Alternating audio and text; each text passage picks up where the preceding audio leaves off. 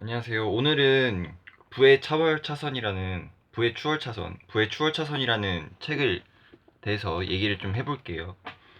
어, 이 책은 좀 뭔가 저번에 리뷰했던 레버리지 같은 경우는 좀 약간 인생 라이프 스타일에 관한 얘기를 많이 했다면 이 책은 좀 더 그 돈에 관련된 사업에 관련된 얘기를 좀 더 많이 해요. 물론 이제 라이프 스타일도 조금 연관이 있긴 한데 아무래도 좀 더 부에 좀 더 치중이 된 그런 얘기를 한다고 생각하시면 되고, 근데 처음에 이 책에서 처음에 어떻게 시작하냐면 이제 자신의 이야기에 대해서 시작하거든요. 그래서 자기가 어떻게 돈을 막 벌었는지, 자기가 처음에 얼마나 힘들었고 막 어떤 사업들을 했고, 그러다가 결국 어떻게 자기가 성공을 했는지 막 그런 얘기를 하다가 이제 좀 자연스럽게 그 부의 추월 차선에 어떻게 탈 수 있는지 뭐 그런 얘기를 하죠. 그래서 여러분도 아시다시피 운전을 해보신 분은 다 아시겠지만 인도가 있고 서행 차선이 있고 추월 차선이 있잖아요. 그래서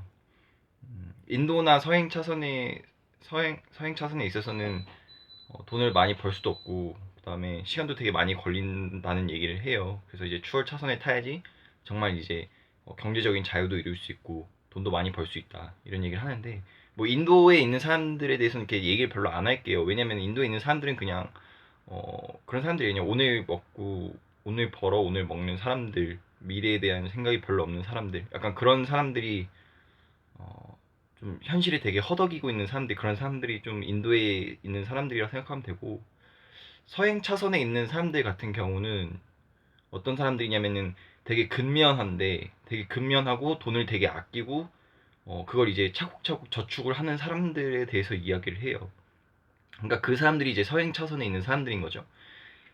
근데 이제 겉보기에는 되게 괜찮죠. 되게 정상적이고 되게 좋은 삶을 살고 있고 되게 열심히 하고 집안에서는 되게 뭐 남자이면은 굉장히 부지런한 남편이고요. 뭐 자랑스러운 아버지가 될 수 있겠죠. 근데 이 책에서는 되게 노골적으로 얘기를 해요. 그거는 인생을 낭비하는 거다. 이렇게.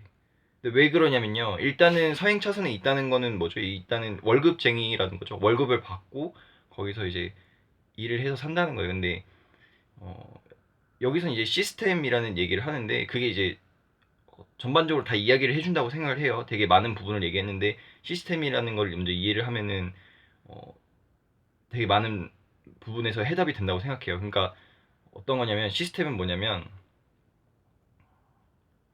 그러니까 사업을 한다 그러면은 어, 어떤 식으로 돈을 버는지에 대해서 그 방법이 다 정해져 있는 거죠. 그러니까 어떤 사람은 홍보를 해야 되고 어떤 사람은 직접 영업을 해야 되고 어떤 사람은 그 제품을 생산해야 되고 어떤 사람은 그걸 뭐 유통해야 되고 그런 게 정해져 있는 거죠. 근데 그걸 그거를 이제 정해놓고 거기서 사람을 뽑아서 쓴다는 거예요. 그러면은 그 예를 들어서 제가 뭐 A라는 제품을 생산을 하고 이거를 뭐 B라는 곳에다가 유통을 하고 C라는 사람은 그 홍보를 하고 D라는 사람은 영업을 한다. 이렇게 생각하면은 A, B, C, D를 하는 사람들을 다 직접 뽑아가지고 어, 이거를 굴리겠죠, 사업을. 예. 그러니까 이게 그러면은 그렇게 해서 돈을 벌고 제가 그걸 받아가지고 이걸 이제 돈을 나눠주게 되면 그럼 이제 이게 시스템이 정해진 거고 사람들에게 돈을 벌게 되는 거죠. 이게 사업이 되는 거고 이 직장이 되는 거죠. 근데 이게 문제가 뭐냐면 제가 사업을 할 건데 제가 사업을 하고 있는데 예를 들어서 어, 마케팅에 관해서 제가 좀 투자를 덜 하고 싶어요. 그러니까 다른 부분에 좀 더 집중을 하고 싶다. 이러면은 어떻게 되냐면 마케팅 같은 경우는 사람들이 인사 관리가 될 수도 있고요. 어, 아니면 그 감봉이 될 수도 있죠.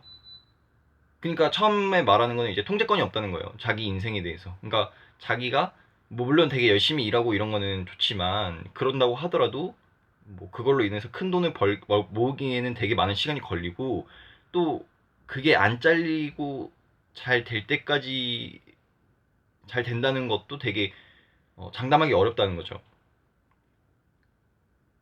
그 미국의 코미디언 짐 캐리라는 사람 있잖아요. 짐 캐리 아버지가 회계사였대요. 근데 회계사가 된 이유는 되게 안정적인 직장이라고 생각을 했었는데 그때 그분이 짐 캐리 아버지가 몇 년 안 돼서 한 3, 4년 만에 그 직장이 잘렸다는 뭐 그런 얘기를 했었어요. 갖고 짐 캐리가 그걸 보고 몇 년인지 정확히 모르겠어요. 근데 어쨌든 그 되게 안정적인 직장을 생각했는데 그렇게 잘리는 걸 보고 짐 캐리도 자기가 하고 싶은 걸 해야겠다 하고 이렇게 그 생각이 바뀌었다고 해요.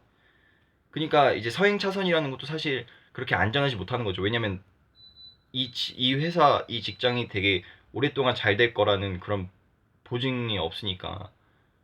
예. 그래서 통제권이 없다. 그 다음에 일단 시간이 너무 많이 걸린다.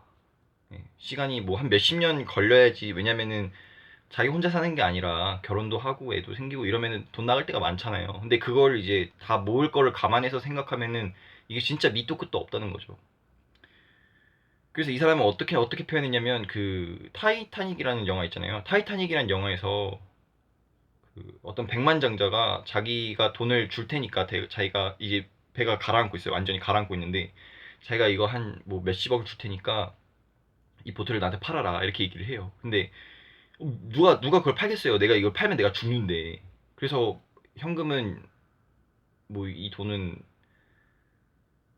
내 목숨 돈은 목숨과 바꿀 수 없다 뭐 이런 식으로 얘기를 하고 뭐 이제 백만장자가 뭐 못한다 막 그랬던 것 같아요. 그래서 그 얘기를 하더라고요. 여러분의 인생은 정해져 있고 여러분의 삶은 정해져 있는데 그 삶을 연료 탱크라고 생각을 하면 이게 점점 고갈되고 있잖아요. 근데 고갈이 안 된다고 생각을 하고 계속해서 서행 차선에 가다가는 결국은 그 백만장자처럼 뭐 고무보트에 못 타고 같이 타이타닉과 같이 가라앉는다. 그러니까 이렇게 얘기를 하더라고요.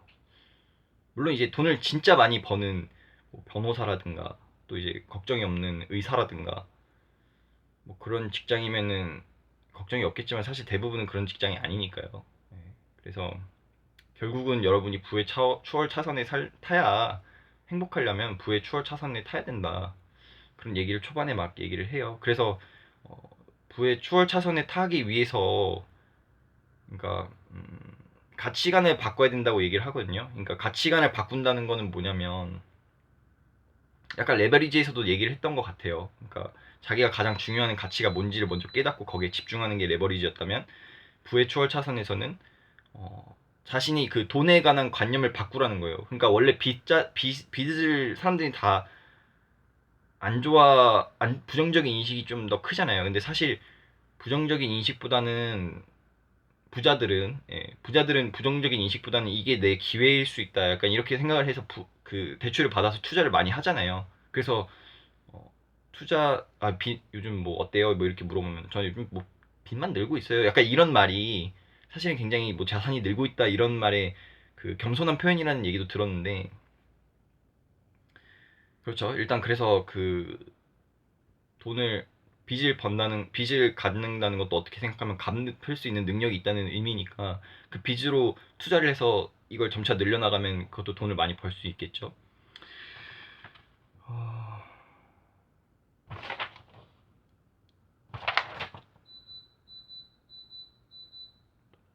예, 그리고 그 두 번째가 시간이에요, 시간. 그러니까 시간을 돈보다 더 중요시하는 거죠. 그러니까 돈에 인색한 건 이제 서행 차선 사람들이고요. 왜냐면 돈을 아껴야지 그만큼 저축이 되니까. 근데 추월 차선에 있는 사람들은 시간을 아낀다고 해요. 예. 그래서 내 시간을 아껴서 어, 뭐 더 행복한 삶을 살 수 있도록 더 뭐 소중한 거에 시간을 투자를 많이 한다든가. 그리고 이제 돈이라는 거는 자기가 서행 차선에 있는 사람들 같은 경우에는 직장으로 버는 대가라고 생각한다면 시간과 바꿔서 버는 대가라고 생각한다면 추월 차선에 있는 사람들은 내가 하는 사업으로 인해서 내가 벌어들인 가치 이렇게 생각을 한다는 거죠. 그래서 그런 가치관을 바꿔야지 음, 자기가 그 돈을 따라가게 된다 이렇게 얘기를 하더라고요. 왜냐면은 그런 가치관을 갖지 못하면 내가 빚을 내서 대출을 받아서 투자를 할 엄두를 못 내는 거죠. 이게 아무리 좋은 상황이고 아무리 좋은 꼭 반드시 들어가야 되는 그런 투자처라고 해도 그게 안 된다는 거죠. 그래서 여러분이 그런 사고 방식을 가져야 부의 추월 차선에 탈 수 있다. 이런 얘기를 했고요. 그래서 이제 벌써 10분이 됐네요. 근데 되게 제가 마음에 들었던 게 뭐였냐면은 그 고객 중 그러니까 여기서 이제 그러면서 되게 많은 얘기를 했어요. 근데 어떻게 이제 사업을 하면 어떻게 해야 되냐 이런 얘기가 이제 본격적으로 나왔을 때 되게 이게 정말 약간 제 생각을 되게 바꿔준 게 뭐였냐면은 첫 번째가 이제 여러 개가 있었는데 처음부터 얘기를 해볼게요. 그러니까 처음에 이제 고객 중심의 사고를 해야지 사업을 할 수 있다예요. 그러니까 고객이 뭘 원하는지를 생각해야 된다는 거죠. 그러니까 사업이 망하는 이유의 90%가 뭐냐면 나는 요리를 잘해요. 그래서 내가 요리를 하면은 잘 되겠지. 내가 생각했을 때 이 아이템이 되게 좋아. 그러니까 이 아이템으로 뭐 어플을 만들면 되게 괜찮겠지라는 거는 자기 착각이라는 거죠. 왜냐면은 사람들이 그걸 원하지 않아요. 요리도 되게 다양한 요리가 있고 그 장소나 위치나 시간에 따라서 사람들이 원하는 요리가 달라져요. 그러니까 뭐 청담동 이런 데에서는 되게 분위기 있고 되게 좀 값비싼 음식 뭐 이런 게 되겠지만 그냥 동네 허름한 그런 상권에서는 뭐 밥집 이런 게 잘 되겠죠. 그러니까 그러니까 그 주변에 있는 그 사람들이 뭘 원하는가. 또 여기서 들었던 예시는 뭐냐면 무술학원이었거든요. 근데 무술학원인데 제가 뭐 국가대표 예를 들어 내가 국가대표든 뭐든 상관없다는 거죠. 왜냐면 거기 있는 사람들이 얼마나 많은 사람들이 그 주변에 있는 사람들 중에 얼마나 많은 사람들이 뭐 무술에 관심이 있고 운동에 관심이 있고 뭐 호신술에 관심이 있는지 또 얼만큼 시간을 투자할 수 있는지 얼만큼의 돈을 거기다가 투자를 할 수 있는지 이게 중요한 거라는 거죠. 그러니까 고객 중심에서 이게 할만해야지 할 수 있는 거지.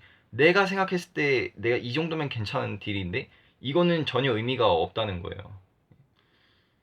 저는 이거는 이제 여자를 만날 때도 같이 통용될 수 있다고 생각하거든요. 왜냐면 내가 스타일을 가꾸고 내가 잘생겨지고 내가 뭐 말을 잘하고 이런 게 별로 사실 의미가 없는 거죠. 왜냐면은 제가 꼬시고 싶은 여자가 어떤 스타일인지, 그러니까 어떤 스타일 남자를 좋아하는지 그게 이 사람이 지금 어떤 사람이 필요한지 그거를 먼저 생각해야 되는 거죠. 남이 어떤 사람을 그 사람이 뭘 원하는지 그거를 먼저 생각해서 내가 그 사람이 될 수 있으면 이제 되는 거지, 꼬실 수 있는 거지.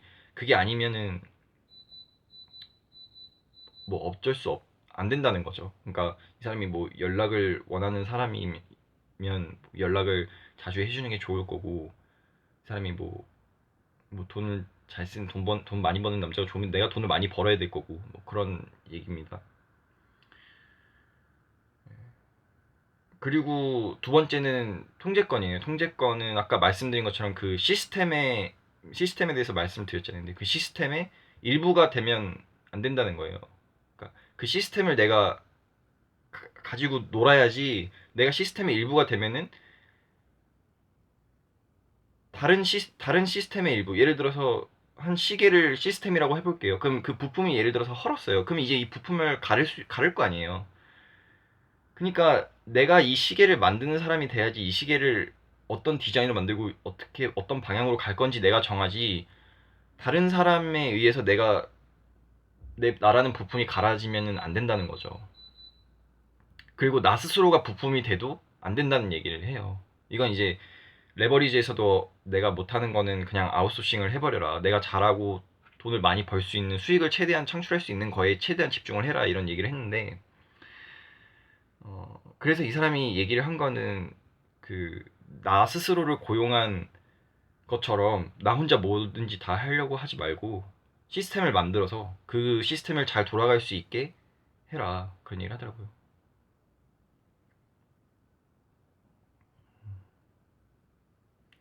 그리고 돈을 많이 벌려면 이게 얼마나 많은 규모로 팔릴 수 있을지를 생각해야 된다고 해요. 그러니까 이건 이제 다른 이 책에는 없었던 예시인데 그 백종원 씨가 샌드위치 장사인가 팬케이크 장사인가 뭐 그걸 가지고 이렇게 얘기를 했는데 그 팬케이크 시그너처 음식을 먹었어요. 근데 너무 좋아하는 거 너무 맛있다. 이게 너무 대박이다. 너무 맛있다. 근데 이거 팔면 안 된다. 이렇게 얘기를 한 거죠. 근데 좀 이상하잖아요. 왜 팔면 안 될까? 왜 그랬냐면은 이거를 만드는데 시간이 너무 많이 걸렸어요. 그러니까 아무리 많이 팔아도 이거를 많이 팔아도 그때 이제 계산해 보면 하루에 일하는 시간이랑 이거를 이제 만드는 시간이랑 가격이랑 이렇게 계산해봤을 때 순이익이 200만 원을 못 넘는 거예요. 그러니까 이 장사는 하면 안 되는, 그거는 아무리 맛있다고 해도 팔면 안 되는 거였던 거죠. 나중에 차라리 되게 큰 식당이 돼가지고 이거를 되게 비싼 가격에 파는 게 아니라면 큰 수익을 낼 수가 없었던 거죠. 그래서 샌드위치를 만약에 판다 그러면 이 샌드위치를 얼마에다가 팔 건지도 중요하지만, 이거를 샌드위치가 아무리 팔아봤자 뭐 혼자서 많이 팔아야 100개, 200개, 300개지 이걸 1000개, 10,000개 이렇게 못 팔잖아요. 그러니까 자기가 벌 수 있는 양이 한계가 있다는 거예요. 그래서 저도 이게 생각이 든 건데, 이렇게 유튜브를 찍어봤자 이런 영상을 좋아하는 유튜브 V들이 뭐 얼마나 있을까, 좀 그런 생각이 들네요. 뭐 이거 해봤자 뭐 몇 명이나 볼까. 그래서 이제 여기서 얘기하는 거는 잠재적인 부가 커진다는 거죠. 왜냐면 더 많이 팔 수 있으면, 더 많은 사람에게 더 많이 팔 수 있으면, 더 많은 영향력이 있고, 더 많은 영향력이 있으면 그러니까 수백 명한테 있으면 수백 명한테 수입이 들어오는 건데, 수천 명, 수만 명, 수백만 명이면은 그 잠재적인 내가 커질 수 있는 부는 엄청나다는 거죠. 그런 얘기를 했고요. 그 다음에 자동화, 시간에 대해서 얘기를 했어요. 그러니까 시간, 아까 부의 추월 차선에 있는 사람들의 가치관은 어떠냐, 시간을 중요시한다, 그렇게 얘기를 했잖아요. 그러니까 이분도 시간에 대해서 되게 중요시 하는데, 이게 그러니까 자동화가 돼야 된다는 거예요. 결론은 이게 돈을 많이 벌려면 내가 직접 일을 했을 때 돈을 많이 버는 게 아니라, 내가 일하지 않고 내가 카지노에서 돈을 쓰고 있어도, 내가 뭐 클럽에서 놀고 있어도, 술에 쩔어가지고 길바닥에 누워있어도 그때도 돈이 계속 벌리고 있어야 된다는 거죠. 그래야지 돈을 많이 벌 수 있다. 그러니까 내가 시스템을 만들어 놓고 관리만 하지, 가끔씩 들어와서 관리만 하지, 제가 여기에 큰 관여를 안 한다는 거죠. 그냥 알아서 돌아가게끔. 그게 중요하다는 거예요. 그러니까 내가 되게 일을 많이 해서 돈을 많이 버는 거는 그냥 내가 시스템 만들었는데 내가 그 시스템의 일부가 된 거잖아요. 그러니까 그런 식으로 하면은 제 자유를 누리기가 어렵겠죠. 시간을 누릴 수가 없겠죠. 근데 어, 이거를 다른 사람을 고용을 해가지고, 고용을 하든 뭐 어떤 식으로 하든, 근데 꼭 고용을 할 필요는 없어요. 왜냐면은 그냥 검색을 많이 하게끔 유도한 다음에 그걸 이제 광고를 붙여놓으면은 그것도 이제 더 많은 수익이 될 수 있으니까. 근데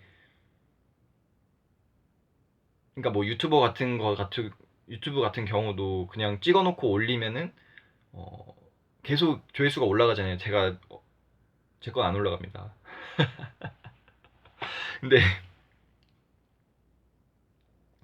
근데 이제 다른 인기 있는 유튜버 같은 경우에는 그 조회수가 올라가잖아요. 그러니까 그 사람들이 뭐 밥을 먹고 있든 자고 있든 이런 시간에도 계속 돈이 벌리는 거죠. 그래서 그게 가장 대표적인 거고요. 그래서 이 책에서는 또 그 외에도 뭐 재무지식이 좋아야 되고, 근데 그 재무지식이 정확하게 뭔지는 대해서는 그냥 재무지식이 얼만큼 중요하고 왜 필요한지는 얘기는 하는데, 어, 그러니까 어떻게 재무주식을 배워야 되는가 뭐 그런 얘기는 안 했어요. 예. 근데 그리고 이 사람이 또 그 관련해서 내가 내 에너지를 쓰지 않고도 한번 시스템을 만들어 놓으면 돈을 많이 벌 수 있는 그런 사업 종류에 관해서 좀 얘기를 했어요. 그래서 첫 번째 가장 큰 예시는 이제 인터넷이죠. 인터넷 같은 경우는 일단은 통제권, 뭐 그건 이제 시스템이니까. 근데 이제 규모나 시간에 관해서는 한번 모든 사람이 다 쓸 수 있잖아요. 제가 이 어떤 웹사이트를 만들든 뭐 어플을 만들든 이러면, 그러니까 규모나 시간에 대해서 영향을 받지 않으니까 되게 좋은 사업 아이템으로 얘기를 하더라고요. 예. 아, 그리고 그 시간에 대해서 얘기를 한 게 뭐였냐면은, 이것도 되게 좀 인상 깊었던 얘긴데, 그 시간을 쓸 때 인적 자원은 가급적 안 쓰는 게 좋다, 이렇게 얘기를 하더라고요. 그러니까 사람을 안 쓰는 게 가급적 좋다. 왜냐면은 인적 자원은 어, 되게 불예측적이고, 그 다음에 비용이 되게 많이 든다, 그런 얘기를 하더라고요. 근데 그게 맞는 것 같아요. 보통 이제 회사 뭐 편의점만 해도 알바 뽑는데 뭐 알바가 뭐 어쨌니 저쨌니 막 이러면서 막 손님하고 싸울 수도 있고 그렇잖아요. 제대로 청소 안 해놓을 수도 있고 어떻게 하면 막 좀 놀까 막 이런 궁리하는 사람들도 좀 있다는 거 같고요. 저도 알바를 많이 하는데 뭐 알바생 비하일도는 아니었고요. 그냥 만약에 그런 걱정을 할 수 있다는 거죠. 예. 예. 그다음에 또 그래서 뭐 부자 사업을 할 때는 그러니까 사업은 무조건 혁신이라고 해요. 근데 혁신도 뭐 세상에 없던 걸 만들어내는 게 아니고 있는 것들을 짜집기 한다는 거죠. 뭐 스티브 잡스도 뭐 대단한 걸 만들었지만 원래 기존에 다 있었단 말이에요. MP3는 뭐 우리나라에서 만든 거고요. 핸드폰, 전화기 같은 경우는 그 뭐 1900년대인가 그 뭐 벨이라는 사람이 만든 거고요. 뭐 다 있었던 거라는 거예요. 다 있었는데 이제 이걸 합친 거는 거죠. 아이팟이랑 뭐 아이폰이랑 뭐 이렇게 다 합치니까 이제 아이폰이라는 스마트폰 이런 게 이제 새로 만들어졌다. 그래서 혁신을 해야 되는데 기업은 무조건 혁신을 해야 된다. 혁신이 주체다. 예, 그런 얘기를 했어요. 그래서 어떻게 아까 말한 거 있죠. 그 어떻게 고객한테 기존에 없었던 방식으로 새로운 편의를 줄 건지 새롭게 안전을 할 건지 뭐 편의를 할 건지 어, 뭐 그런 것들.